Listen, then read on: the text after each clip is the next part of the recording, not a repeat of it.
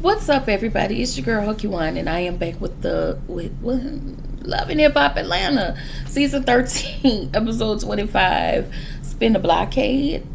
Spin the blockade. Before I start, make sure y'all like, comment, subscribe. Click the notification bell button so you can be updated on every video I drop. Make sure y'all like the video so I can stay in the algorithm. First of all, let me take this moment to shout out TSM the Rapper, their fan page. Y'all go around there and subscribe to TSM Rapper fan page 1 and the real TSM Rapper. Your girl, just did their Locked In podcast like 2 hours ago. So yeah, it was a good time. So yeah, y'all go around there, check out, the replay gang. Y'all go around there, check out the podcast, check out the podcast interview. And if you are looking for it, I have put it on my community wall. So yes, not only do y'all let them know you replay gang, but again, subscribe to their channels. Shout out to y'all, and I thank y'all so much. I appreciate y'all for allowing me to interview on y'all's channel. Okay, so yes, that was, and I will say this: they were the first ones to reach out to me for an interview. I've never been interviewed by another YouTuber, and I'm so super grateful, y'all. I'm so super grateful. So yeah, I appreciate y'all. So y'all go around there and subscribe. Tell them I sent you. Even if not, just go around there and subscribe to their channels. Okay, shout out to them and their subscribers. They were so welcoming. Yeah, I appreciate y'all. Y'all my peoples now. Okay.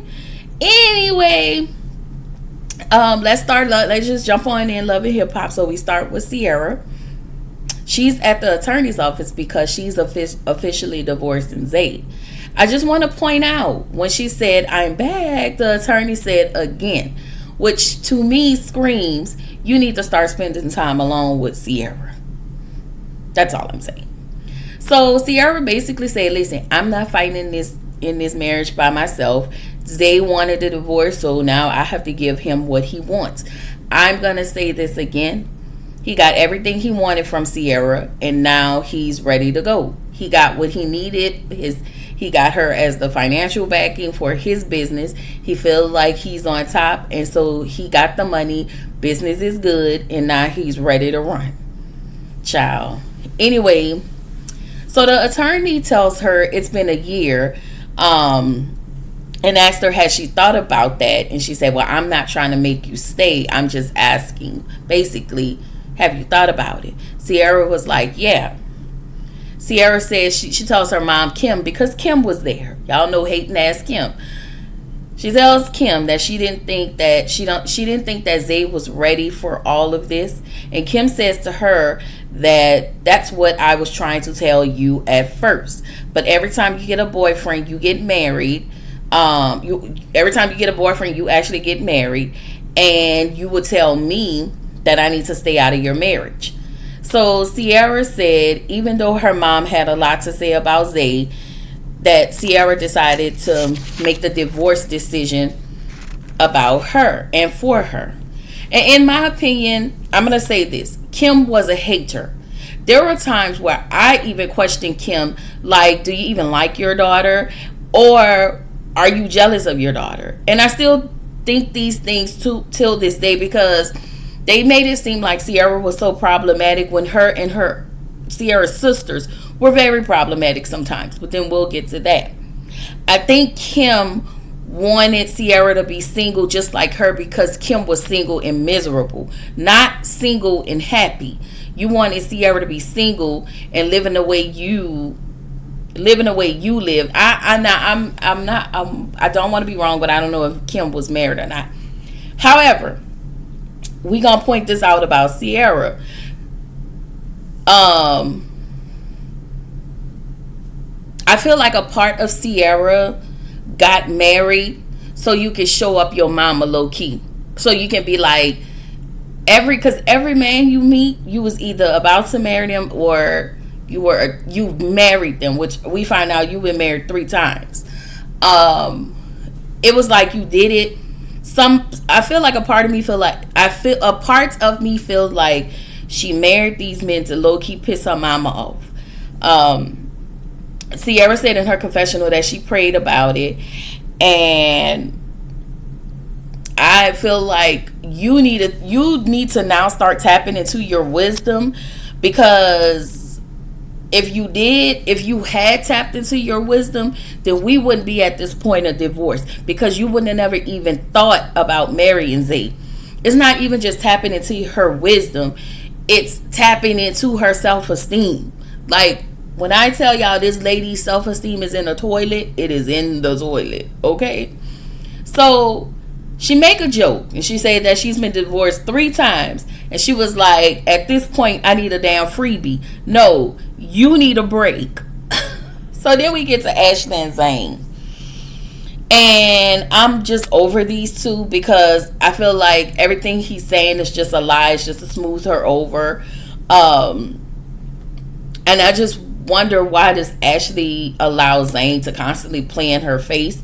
And when he apologized, instead of you saying, oh, I forgive you, you immediately accept his apology without thought. That's why he's going to continue to show up the same way, because there are no consequences for his actions. I'm just saying. We found out that his brother needs a transplant, and basically he don't know if he wants to do it. He said he's afraid of doctors, and so Ashley told him that he needed to pray about things, blah blah blah. So he tells Ashley that he's stressed out, so he's gonna hang out with Scrappy and Mendices. Ashley feels a way about it, and everything that Ashley has been through, your insecurities come from him, and probably from past relationships. But this scene made me see how insecure Ashley really, really, really was. And you kept staying with a man who constantly cheated on you, lied to you, and he constantly plays in your face. So you're going to continue to be insecure. The nervous system is still going to act up. Okay? So Scrappy and Spice is talking about how, she's telling everybody how she helps her hometown through Hurricane Katrina. Y'all remember the hurricane that was in Jamaica, and it did damage in Jamaica. Still prayers to the people of Jamaica, because being from New Orleans, we know what that's like. We know what it's like to be displaced, and not just a day or two of displacement, years. Some people didn't go back home, like people like me. I stayed here in Dallas. So yeah, shout out to Jamaica and the people of Jamaica. Anyway, Scrappy talks about the fashion show and how he saw his backdoor ass baby mama Erica with Brittany's ex. I forgot the boy name because it's not even worth writing down. So Scrappy want to spin the block with Bambi, and I'm just looking at him like, the way you treated this girl, you and all the rest of them hoes, and your mama, because your mama a hoe too, like, y'all literally went online and tried to play, like, bully this lady. Like, I don't understand. I don't. But now all of a sudden you want it back, because Brittany is no longer has made herself no longer available to you, because you on bullshit, because you want to text all your baby mamas, because you don't know how to just be monogamous. You will never be monogamous. So I don't know why you waste a woman's time who actually want to be monogamous. Brittany could have been spending her good little year with somebody else. Instead, she wasted her time with you. Anyway, he tells Spice about the RICO charge of that Brittany's baby daddy caught. And she was like, you telling me about what's her name? You telling me about Bambi? That's not important. Brittany is my friend. Spice, if Rennie was your friend, how come you didn't know? How come you know? How come you were finding out through Scrappy? Girl, please. So Sierra is with her mom and her sisters. Y'all know we hadn't seen that in quite a while. We saw it at the beginning of the season when she got into it with her mama. I guess, I don't know if that was a baby shower, bridal shower, I don't know what it was, but it was an event for Sierra. So Sierra said she wanted to make peace with those that she gave her ass to kiss. Whenever she gets a man, she gives everybody her ass to kiss, and we've seen that over and over. So they get to a sound bowl, which I enjoy. I really want to go to a sound bowl class, and I don't mind being around a psychic intuitive quite like this lady, that when you do the sound bowl, something resonates, one of the sound bowls resonated with her, and she let you know which one of the chakra bowls that, like, just being tapped in and all of that. I wouldn't mind being in those spaces. I know where one is located, so I think I might go partake. Anyway, Spice, I'm sorry, not Spice. So her and her sisters are there. Her mom is snoring. Her sisters are laughing because, of course, they're not used to any of that. And the woman is one of the ladies who was doing the bowl. She's a psychic intuitive. She said she was drawn to the throat chakra bowl, and she think that somebody should speak up more. Well, not Bambi. Hold on. So they talk about. She tells that somebody should speak up more. So Sierra was like, well, can my mom speak less because she says so much? Anyway, my other assessment is, now that she doesn't have any pain in her life, she throw her sister, and she's not throwing her sisters away. And literally, as I'm writing that, her sister relates to her. She was like, you remove yourself when you get a man, and you literally give us your ass to kiss. So Sierra actually admits that she does, and she tells her sisters that, y'all are messy. And I'm looking like, but are they messy, or are you always showing up like this? Two things could be true at the same time. They could be messy, but do you always throw them away when it's in your life? And let me say this, because I probably won't say nothing, but I don't like people like that. Like, do not use me. And sometimes I will tell you, I don't like people who act like, oh, my man is all I got. But when everything ain't good over there and everything ain't good in the hood, y'all rolling back over here. Nope, you ain't your man. Okay? I just wanted to point that out. Anyway, Kim hopes that Sierra isn't hanging out with them because Zay is now out of the picture. And I don't blame her for thinking like that. I think she is. But that's because Sierra is a pick-me. And to Sierra, nobody wants to be used. And because it comes out very disingenuous. So nobody wants to be used by you. That's all. So then we get to Yandy and Carly. Carly charges have been dismissed. And I'm looking at Yandy like, Yandy, a piece of your wig right here is peeling off, but that's not important. Okay, I just wanted to point that out. Carly tells Yandy about Rennie's baby daddy's RICO charge, and Carly wants Yandy to have a conversation with Sierra, and Yandy was like, no. So then we get down to Scrappy and Bambi. This scene annoyed the heck out of me. He admitted to missing the bam. We knew that. We knew that you lied about that. We knew that all of this was a front. The way you treated her, the way you showed up all of these years. Now all of a sudden your well is dry over here. Your whole well is dried over here. Now you want to come and run this lady PH up. No.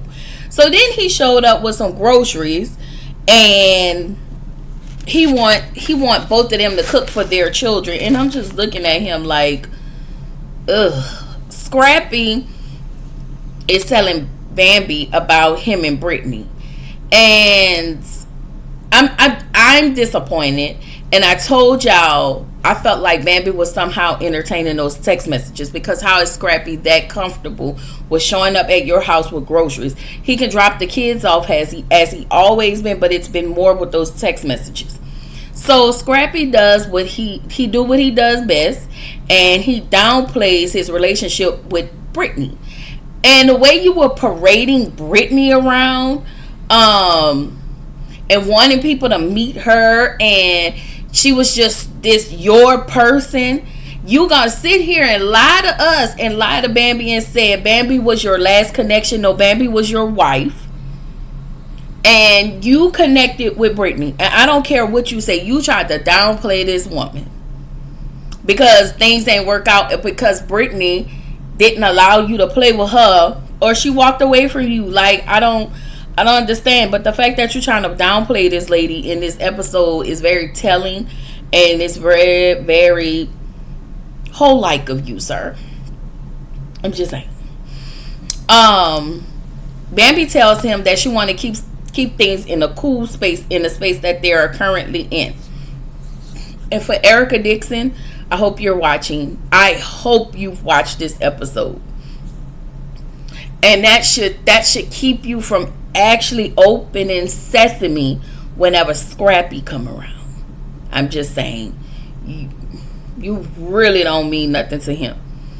And I hope you hear that. The next time whenever he get a girlfriend, you want to have this attitude and this air about you, and you want to put this wall of defense up, or you want to go tell him what's happening with his new girlfriend. Like, you probably should not, and you probably should move on with your life. That's all I'm gonna say about that. So Mendices, Scrappy, and Zane. Mendices tell them how he asked Yandy that he wanted to take them back as friends. He then turns around and said, well, Yandy said I tried to friend zone her.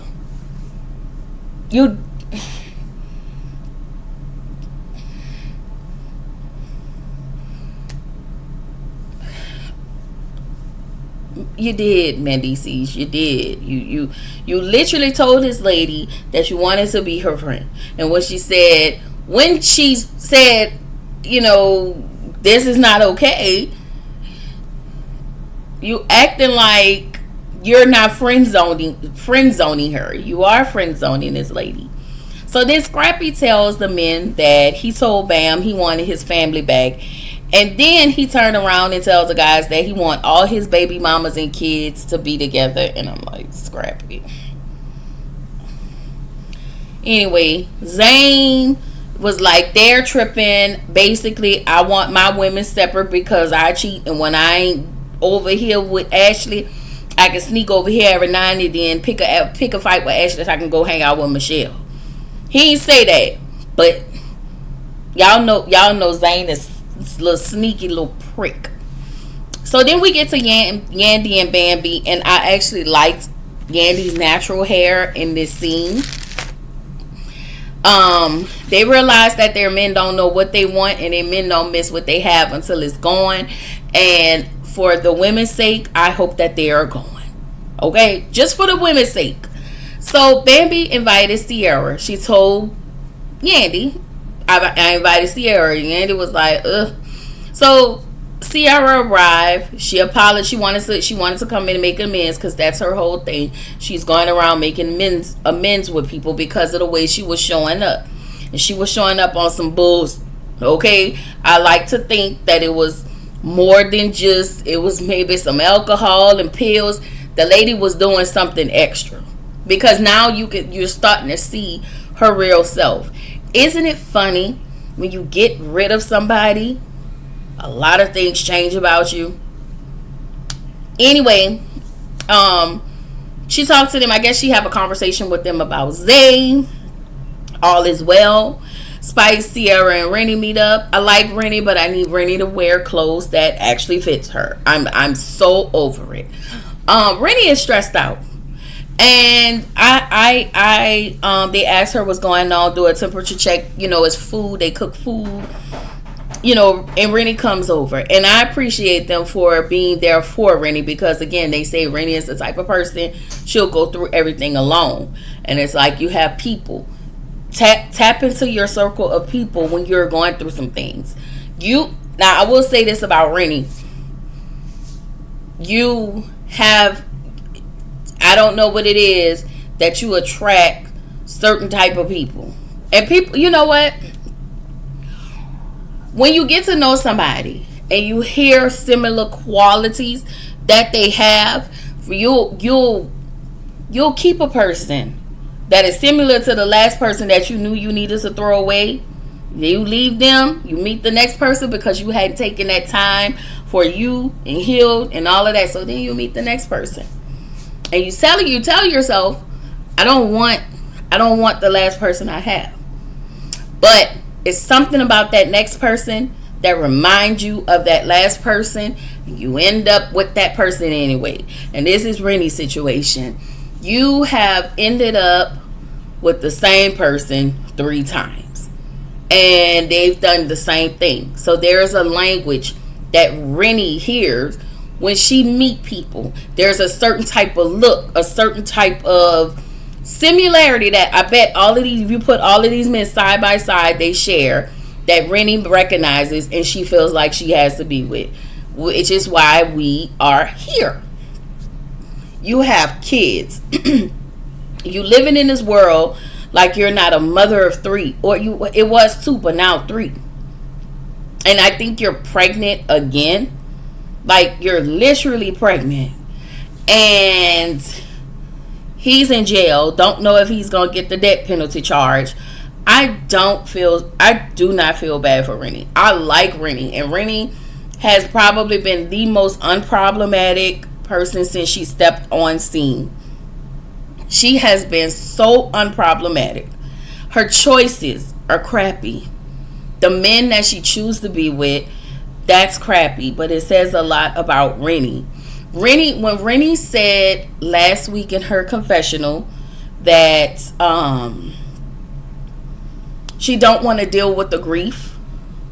So I forget what she said about the grief, but I know she said that her choices or whatever, something about her not dealing with the grief. And the fact that you don't want to deal with the grief of your mom, dealing with the loss of your mom, you're gonna have to deal with it. You're going to have to deal with it. I don't know. I would like to just shake Rennie and be like, girl, what are you doing? This should be you, like, okay, Lord, I feel like you're telling me something. But it's not that. A lot of times you hear opposite. You hear opposite. And we found out that he has 6 attorneys, and it's like, girl, the fact that I'm just going to keep reminding y'all that he embarrassed you on Instagram Live. I think it was Instagram. I don't know. It was on social media. And put you out of the house, even though you had kids. I don't know if the kids were living there. But you made a song. And because of the song you made, he thought that you were out cheating. And he embarrassed you over a song. Girl, I'm just saying, I just would leave him to his own vices and leave him right in jail. But Rennie is the type of person you probably feel like you owe him something. And you have to be there for him. And you have to be this ride or die. When in reality, you really don't. And you really shouldn't. And you really should focus on all of your kids. You have 4 children. You need to focus on that. I'm sorry, y'all. I just feel like I needed to say that. And I really like Rennie. I really, really do. I just think her decision making when it comes to men are horrible. Yeah.